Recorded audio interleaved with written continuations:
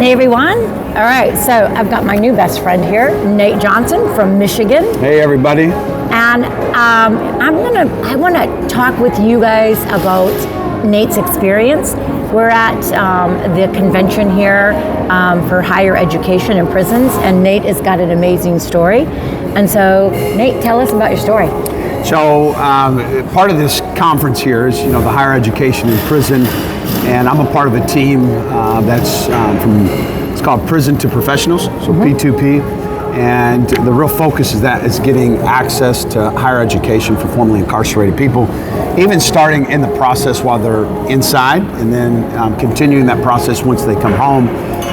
Part of my story, just so all this makes sense, even why I'm even here, is I spent time in prison, served 12 and a half years in the Michigan prison system, and former drug dealer, went in at 19, came home at 32.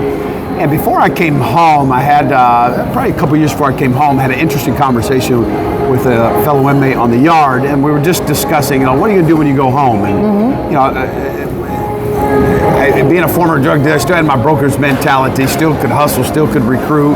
And so it was like, okay, we're not selling dope anymore, but what we're gonna do is, we're gonna do something legal, we're gonna make an honest day's pay, but I just didn't know what that was. Considered a few things. It was like maybe real estate, or maybe go to college for business, or do something of that sort. But in that conversation, he asked me, he said, well, what just pisses you off? And I thought about it for a minute. I looked on the prison yard, and I could see a number of people who had been back several times. Okay. One particular guy, it was like his fourth time in prison. And every time he'd come, he always complained about how the food was, and how the phone calls were, oh, I can't believe they charged this much. And then he said this to me. He said, Nate, remember, when you discover what drives you up the wall, you'll realize that that's what you were created to solve.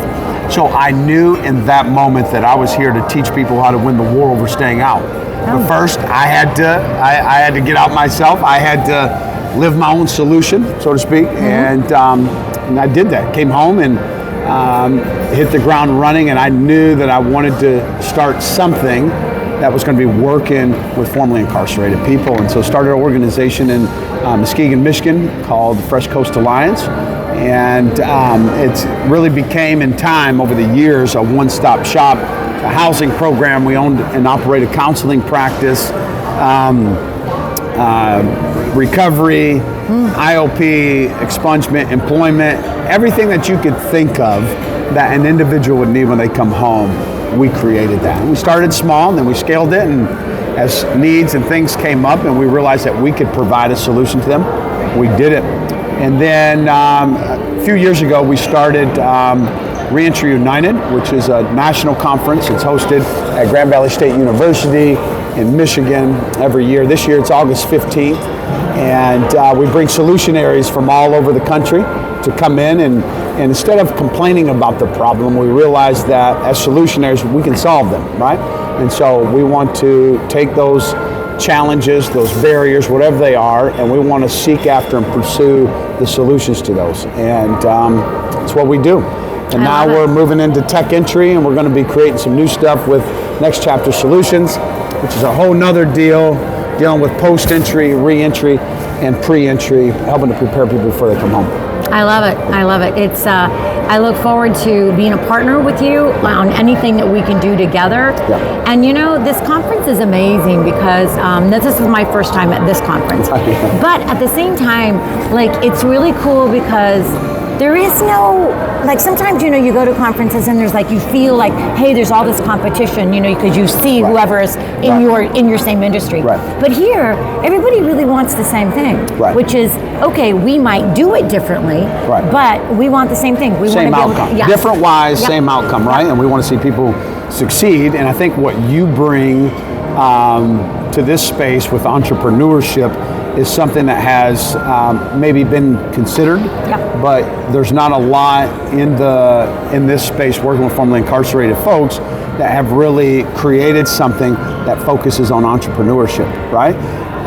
When you think of drug dealers, right? They're entrepreneurs. They're creative. They're creative, but sometimes they just selling drugs, you do it illegally. Like I figured that out. I could set trap houses up and do the whole deal, but doing things legally, learning how to file for 501c3 or an LLC, and thinking all of the policy and boards and all, that was foreign stuff, which I had to learn. Right. But how many guys are like me but didn't have connections to those folks to help along the way to teach and learn and guide and mentor?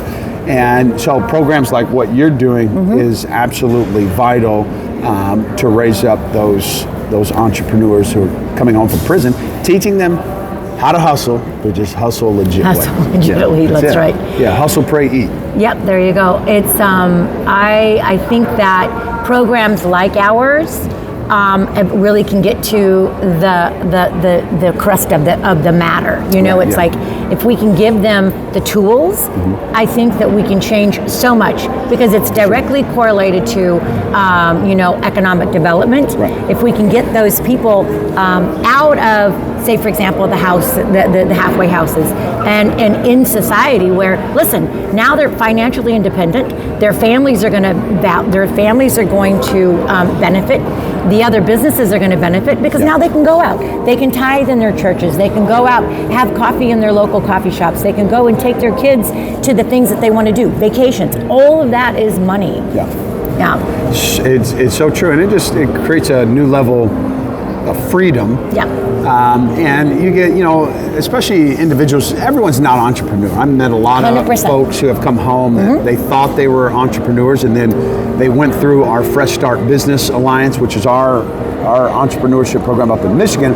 And, I told folks when you come, I said, they get halfway through, and you know what? They realized they weren't an entrepreneur. Right. Well, I said, this is good. At least you're not chasing after something that is not you, right? And so those discoveries are just as important as the ones who actually are entrepreneurs who are coming home. And it just becomes something, and these are just basic life skills that everyone needs, right? 100%. Learning how to hustle, how to steward money, how to steward relationships, how to just do the stuff. The principles that you learn as an entrepreneur could be applied to every aspect of life, right? Absolutely. So it becomes a win-win. I look at it, if people get connected with our entrepreneurship programs, and let's say they don't succeed, you still learn some very important principles that you can apply to your life and make your life a lot better, right? So it's a win-win either way, but I think that this is something that's going to unlock individuals' creativity, right? And it gives them, it's a perfect fit for their expression. Because everyone's not going to go work in a manufacturing company. Right. Like me, I can't fix anything. I know I can use a hammer, and I know the difference between a Phillips screwdriver and a flathead. One's pointy and one's flat. That's what I know. I always want to just make enough money to pay somebody to do it, because I don't have that skill, and I have no desire to want to learn how to do it.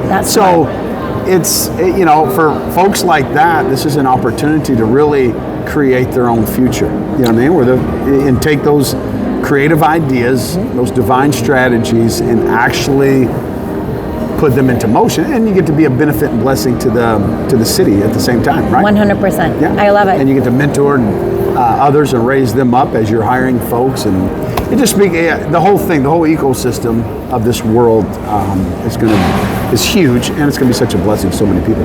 It is. All right. Thanks, my friend. You betcha. Thanks, Kiley. Bye.